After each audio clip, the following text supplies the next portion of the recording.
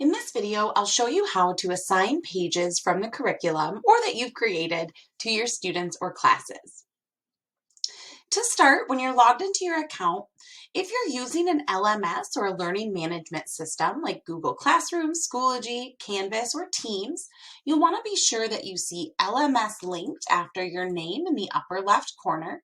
If you don't, you'll want to make sure you log out and log back in using those LMS credentials in order to get the full benefit of syncing assignments. Once you're logged in, you'll click on the assignments icon to open your assignment list or calendar. If you've been looking at the calendar view, it'll open as a calendar. If you've been looking at the list, it'll open as a list. So just whichever you had last. There are some great videos in the assignments section of our tutorials that talk more about the different things you can do with folders, as well as different things you can do with the assignment tool. For the purpose of this video, we'll be focused solely on creating a new assignment through the assignment wizard. In the upper left corner, whether you're looking at the calendar or the list, you'll see the option to create a new assignment. Clicking here will open the new assignment wizard, which will just walk you through all of the steps for assigning pages to your students. Really simple. As long as you're following and making selections on each step, you'll be through the process in no time. To start, we're going to choose which page or pages we want to assign. Choosing current page will assign just the page that I had open when I clicked on the assignments icon. Choosing different pages will allow me to choose from anywhere within the curriculum and multiple pages at once. So if I choose, for example, Unit 5, maybe Historieta 3, I'll choose the vocabulary and all of the pages, aside from the story script, that go along with the story itself. So I've chosen a good group of activities here. And then I'll scroll to the bottom and find the button with the right facing arrow. So I'm always just looking for that right facing arrow. On the next step, we're choosing our classes or students that we're assigning the page to. Clicking on full class will turn that class period green and assign it to all of the students within that class. If I choose specific students for any of my classes, I'll see all of the students in that class. But then I'll want to be sure to click at least one name in order to assign to that student. So we can choose a couple of students, one student, but you want to make sure you see at least one green box on this screen before moving to the next step. One more time, we're looking for that right facing arrow, finished selecting classes. The next step, we're choosing whether or not we want to add that activity to a folder. As I mentioned, there's some really great information about folders in our video about the assignment tool in general, the introduction to the assignment tool. But generally, folders are just used to organize activities and assignments. Some teachers use one folder per week or one folder per story. Really, it's up to you how you'd like to organize your assignments. From this drop-down menu, I can choose either an existing folder, so one that I've already created and added assignments to, or I can choose to create a new folder, which will then allow me to name that folder. So I might say Unit 5, Story 3. If you're using an LMS, a learning management system, creating the assignments within a folder will give you the option later on to sync just that folder to the LMS, which keeps things a little bit cleaner in Google Classroom especially, but also within Canvas, Schoology, or Teams. Just gives them one assignment in that program. They would log into Voces, they'd still see all of the pages within that folder. Once we're happy with our folder here, we'll go ahead and click Use Selected Folder. Next up, we're going to set our start and end dates. We can choose to have the assignment open immediately. So as soon as I create this assignment, it will be available.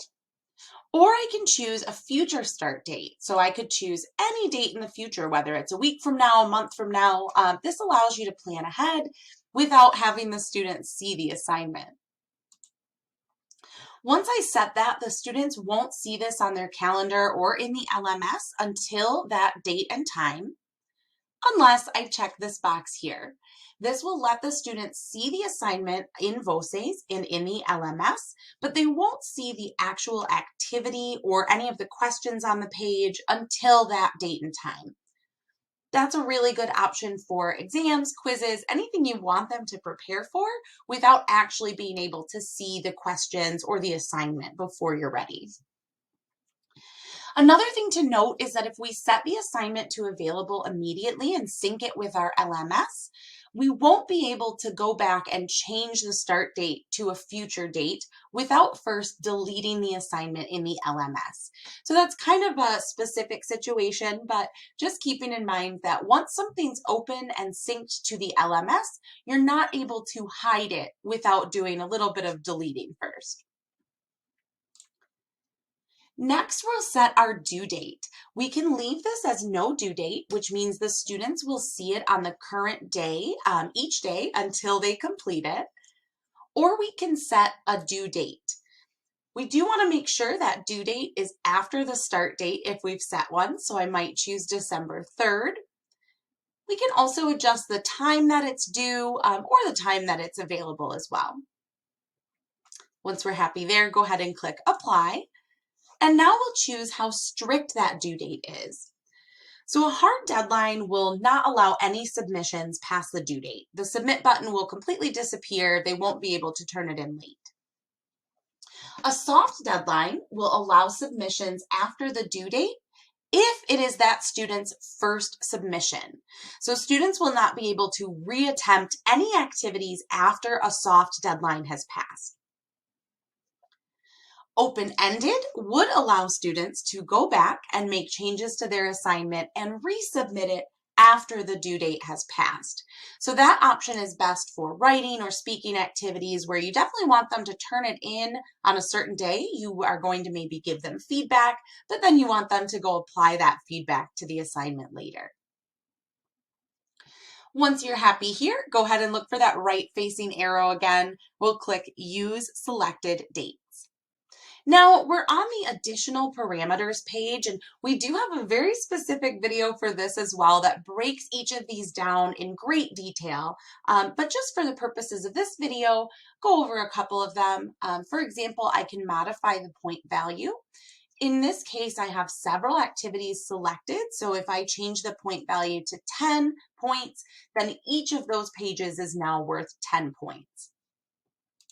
I can set things like a submission limit, a timer, minimum or maximum. So if I want them to spend a certain amount of time on the page or not more than a certain amount. I can also set things like the set percentage, so a minimum percentage required to be marked as complete, and I can change the review settings. The review settings just will set when the students can review what they got right and what they got wrong on the page. By default, we won't show them the correct answers, but you can check this box here to show the answer key when the students are able to review. Again, we do have a video that breaks all of these down in a lot more detail, but if you have any questions about these, we would definitely recommend reaching out to us. If you have a specific scenario you'd like to set up or you have questions about what any of these parameters will do, definitely reach out to us and we'd be happy to go over that with you.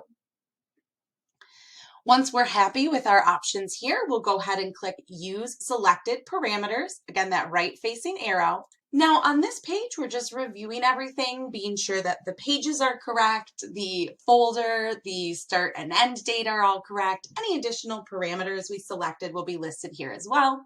And of course, we can leave notes for the student. So this would just be any additional information that you'd like them to know. You may say this is an exam, no notes, or work with a partner on this activity, just anything else you would like them to know about the assignment. And then for any teachers using an LMS, you'll see the options here to sync or sync the folder to the LMS. Using Sync to LMS will sync each page as an individual assignment, but choosing that second option as well, syncing just the folder, will send over the folder as one assignment.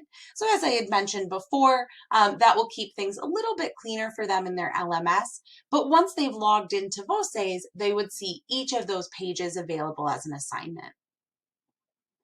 Once we're happy, we'll just go ahead and click Create Assignment. This time we're looking for the stars. And that will take us back to our assignment list or calendar, wherever we started from. We can see that Unit 5 Story 3 folder with all of the assignments for both classes, because I did choose specific students from one class as well as another full class. Now from here, I can edit the assignment, disable it or hide it, as well as delete the assignment, and then re-enable or even view quick results for the assignment. We've got some other videos that talk more about how to edit the assignment, how to view activity results. So definitely check those out if you have any remaining questions, or feel free to give us a call or an email. You can reach us easily through the orange question mark icon within your account.